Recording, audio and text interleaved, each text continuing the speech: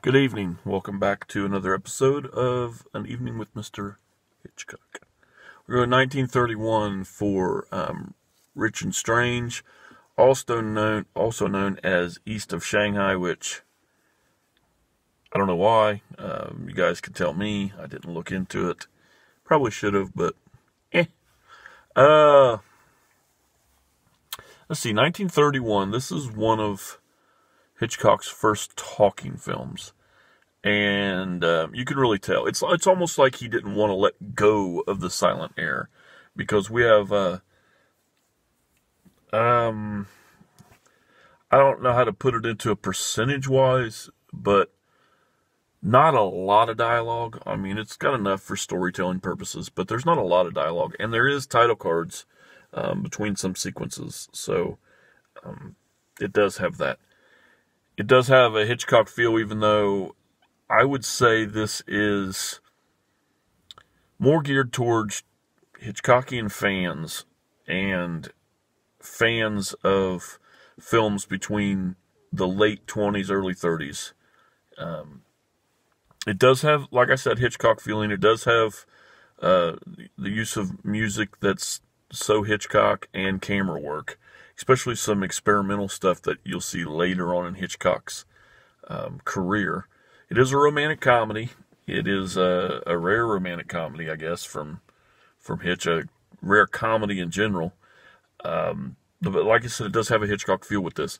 The first act is really funny. It's got some really laugh out loud moments, and I did chuckle a lot. Second act is boring. And the third act has a real Hitchcock feel to it, the story-wise, the payoff, the what's going on.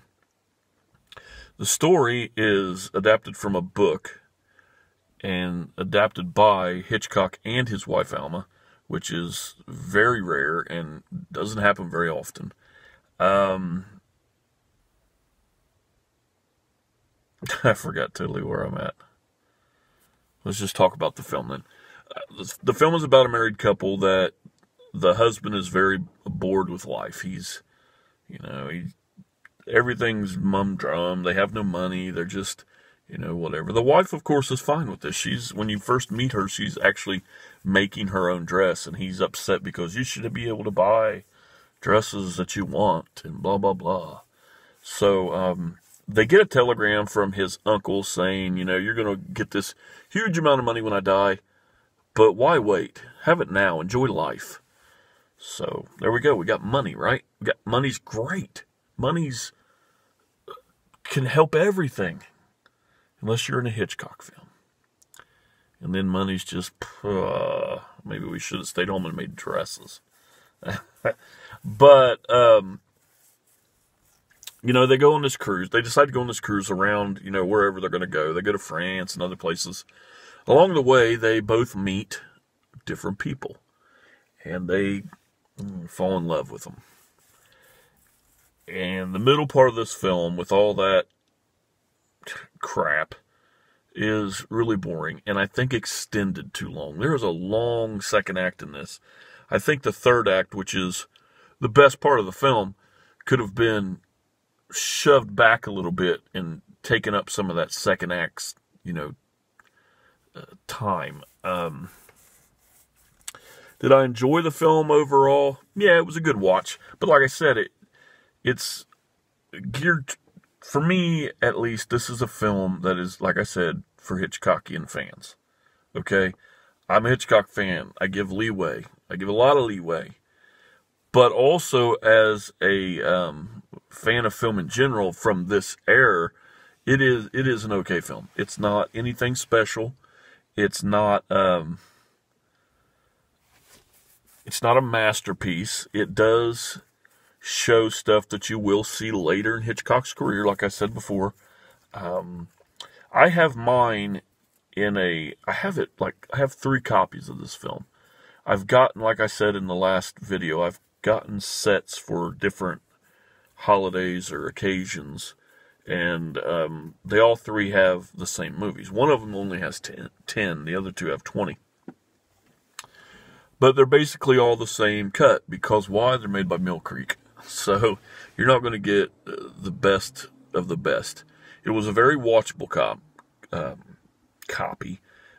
Thankfully, it was treated by Hitchcock like an in-between silent and talkie film. You know, I'm really glad for this future viewing of this film that it was an in-between type movie, because the use of the makeup that made it feel more like a silent film, and the lighting made it show up a lot better on a crappy copy. So you did really get a sense of things in the film. It wasn't just an unwatchable copy. It was bad, but it wasn't by any means terrible. The one problem I had with this that bugged me from the very beginning, and I know it happens in a lot of older films, and it's predominant in a lot of older films, but this one just caught me off guard because of so many right in a row at the beginning. It was one of the things I kind of laughed at, was the use of stock footage. Man, it was fun. I'll just say it's funny. Overall, as far as a Hitchcock film goes, it's low on the totem pole. As far as the 30s films go, it's all right. And that's about it. So, if you haven't seen it and you're a Hitchcock fan, give it a try. If you're watching this video and you watch stuff from me and you trust my judgment or whatever, give it a try. If you've seen it before, I would love to know somebody else's insight in this. I went on IMDb and read a little bit, you know, stuff like that, like I always do, and didn't find a whole lot about it, because, you know, it's not really a talked about film. So if you have some insight on it, especially, I guess I could research it myself, but I'd really just rather read it in a comment. Why has it got two names? If you tell me, I'd really enjoy that. So anyway, thanks for watching. I do not have my set in front of me, so I don't know what is next, but we'll get there.